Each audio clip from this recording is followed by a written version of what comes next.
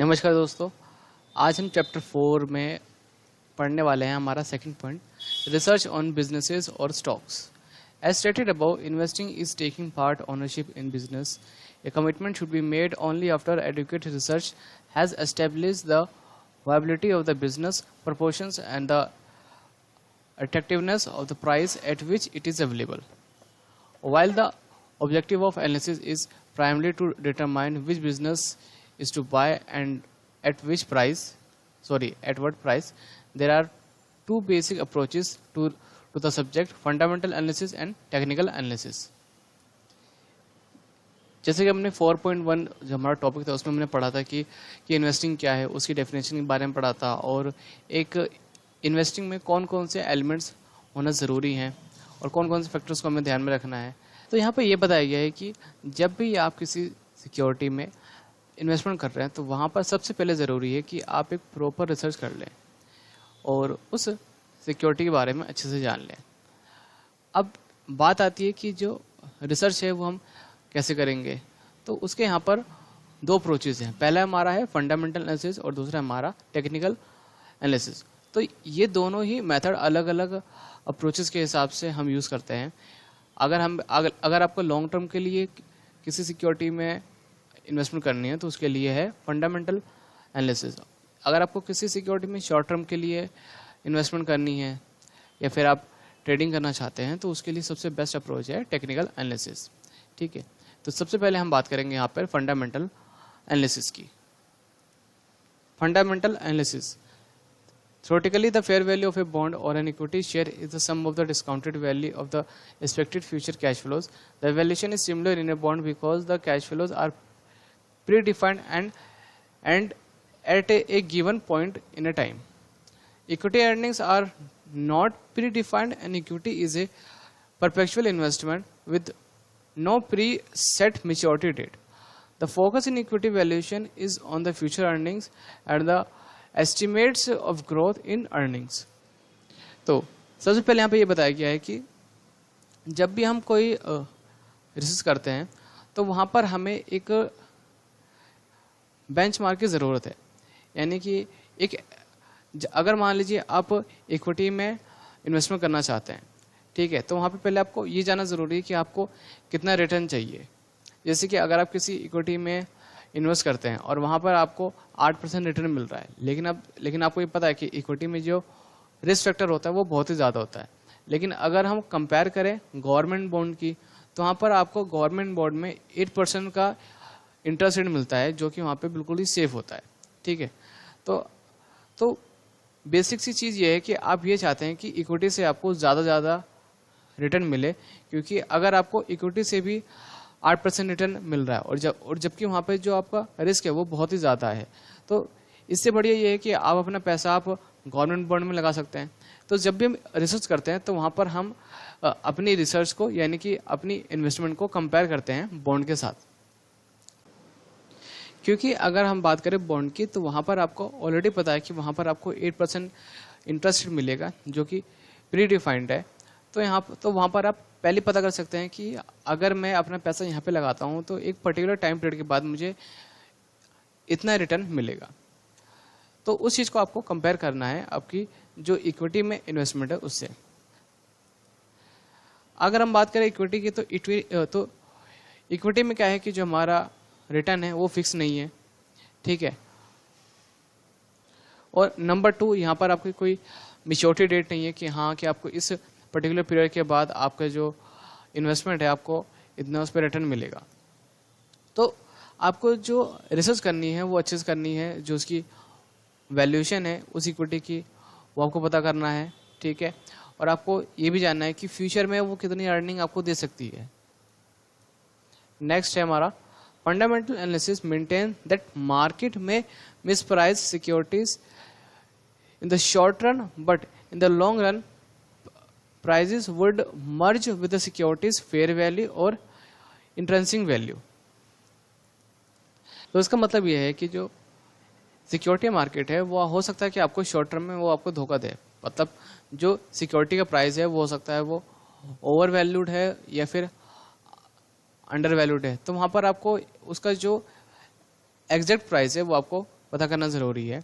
वैसे हम मतलब ये थोड़ा सा मुश्किल है कि ये पता करना कि एक स्टॉक का एग्जैक्ट प्राइस क्या होना चाहिए, बट फिर भी आप यहाँ पे कुछ मेथड यूज़ कर सकते हैं और पता लगा सकते हैं।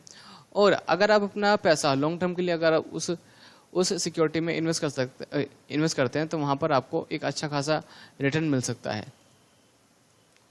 तो सबसे पहली चीज़ है आपको ये पता करना ज़रूरी है कि उस इन्वेस्टमेंट की जो इंट्रिंसिक वैल्यू है वो क्या है। नेक्स्ट है हमारा therefore profits in investments come from not only identifying a good investment option but also making the investment at the right price. This thought process is in contradiction of efficient market hypothesis which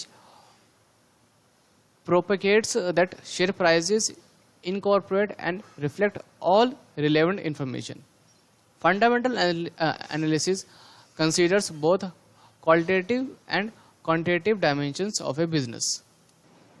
यानी कि जो आपका profit है investment में वो सिर्फ एक अच्छी इन्वेस्टमेंट को ढूंढने से नहीं मिलेगा, बल्कि आपको ये भी जानना ज़रूरी है कि उसका राइट प्राइस क्या है, मार्केट अभी कैसे मूव कर रही है, मार्केट में अभी क्या सिचुएशन है, और प्राइस ही है जो आपको सारी इन्फॉर्मेशन बता सकता है कि जो बायर और जो सेलर हैं वो भी मार्केट में क्या सोच रहे हैं। तो जो फंडामेंटल एनालिसिस है वो आपको दो चीज़ों के बारे में बताता है कि पहला क्वालिटेटिव और दूसरा क्वांटिटेटिव डायमेंशन के बारे में, कि एक बिज़नेस की जो क्वालिटी है वो कैसी है और इसकी जो क्वांटिटेटिव फैक्टर है वो क्या है। तो यानी कि अगर हम सिंपल लैंग्वेज में बोलें तो पहला तो आपको ये पता चलता है कि जो बिज़नेस है उसका मैनेजमेंट कैसा है, वो क्या काम कर रहे हैं, वो कैसे वो डिसीजन ले रहे हैं। और क्वांटिटेटिव फैक्टर यानी कि जो उनकी फाइनेंशियल स्टेटमेंट है, कैश फ्लो है और एनुअल रिपोर्ट है, वो आपको ये बताती है कि बिज़नेस कैसा परफॉर्म कर रही है और बिज़नेस में कौन कौन से फाइनेंशियल डिसीजन लिए जा रहे हैं। तो चलिए आगे बढ़ते हैं। While financials will reveal history of the business and financial readiness to grow in future, evaluating factors such as economic conditions favorable to business, the ability of the management to identify and exploit opportunities, the operating efficiencies that the business possesses, and the risks that may affect the plans and its ability to meet this contingency will define the attractiveness of the business as an investment proposition. Accordingly, fundamental analysis includes following: economic analysis, industry analysis. तो यहाँ पे ये बताया गया है कि जो financial हैं वो ये बताते हैं कि बिज़नेस की हिस्ट्री क्या है और वो कैसे वो ग्रो कर रही है और फ्यूचर में वो कैसे वो ग्रो कर सकती है, और कौन कौन से इकोनॉमिक फैक्टर हैं जो कि बिज़नेस को हेल्प कर सकते हैं, और मैनेजमेंट की जो एबिलिटी है उसको आप आइडेंटिफाई कर सकते हो, और जो उनकी कमियां हैं वो आप जान सकते हो कि इनके अंदर ये कमी है, और जो बिज़नेस है वो कैसे ऑपरेट कर रहा है अपना बिज़नेस। तो ये सारी चीज़ें आपको जो उनकी जो फाइनेंशियल्स है वो वहाँ से आपको मिल सकती हैं। और एंड में हमें ये बताया गया है कि जो फंडामेंटल एनालिसिस है उसके अंदर तीन चीज़ें इंक्लूड होती हैं। सबसे पहले हम करते हैं इकोनॉमिक एनालिसिस, उसके बाद फिर इंडस्ट्री एनालिसिस, और थर्ड हम करते हैं फिर कंपनी एनालिसिस। लेकिन यहाँ पर आप चाहें तो एक चीज़ आप और ऐड कर सकते हो।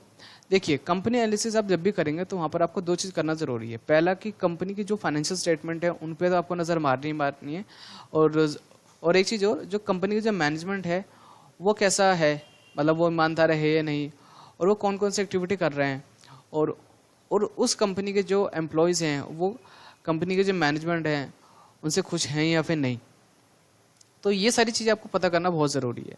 तो कंपनी एनालिसिस में सिर्फ और सिर्फ आप फाइनेंशियल स्टेटमेंट पे ही फोकस ना करें, जो उनके प्रमोटर्स हैं और जिनके एम्प्लॉयज़ हैं, ठीक है, उन पे भी आप फोकस करें।